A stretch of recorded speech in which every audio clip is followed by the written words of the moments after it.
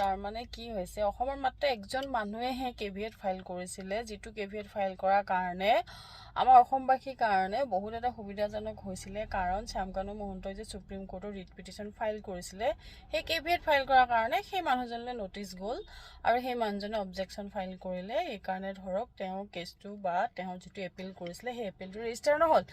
এতিয়া সেই ব্যক্তিজনৰ মই আৰু এটা প্লাছ পইণ্ট তেখেতৰ এটা ভাল তেখেতে কৰা কাম ভাল লগা এটা কথা মই ক'ব বিচাৰিছোঁ। তেখেতে কি কৰিছে, এই ৰৈ ৰৈ বিনালে যে ৰিলিজ দিলে তাৰ টিকেটৰ প্ৰাইচটো নিশ্চয় বেলেগ চিনেমাতকৈ অকণমান বেলেগ বুলি মই শুনিব পাৰিছোঁ। মই চিয়'ৰ নহয় কাৰণ মই চাব যোৱা নাই, কিন্তু তাৰ ন্যূনতম প্ৰাইচটোৱে দি পেলাই হয়তো কিছুমানে চাব পৰা নাই। সেইকাৰণে তেওঁ কি কৰিছে, কেইখনমান চিনেমা হলত প্ৰথমতে গুৱাহাটীত তেওঁ এটা হলৰ গোটেই টিকেট বুক কৰিছে। এইটো 200 ওপৰ টিকেট চাগে তেখেতে বুক কৰিছিলে। বুক কৰি প্ৰথম দিনাখন তেখেতে দিছিলে কাৰণে এই অনাথ আশ্ৰমৰ বাচ্চা আৰু অল্ড এজ হোমত থকা মানুহৰ কাৰণে। তাৰপিছত তেখেতলৈ আকৌ ফোন গ'ল যে তেখেতৰ কিছুমান কলেজৰ ষ্টুডেণ্ট তেওঁলোকে চাব বিচাৰিছে, কিন্তু তেওঁলোকে লোকেল জেগাত তেওঁলোকৰ সেনেকুৱা হল নাই সেইকাৰণে তেখেতে কি কৰিলে, তেখেতে এইবাৰ তেখেতে ৰঙিয়াত তেখেতে টিকেট বুক কৰি দিছে সেই ষ্টুডেণ্টখিনিৰ কাৰণে।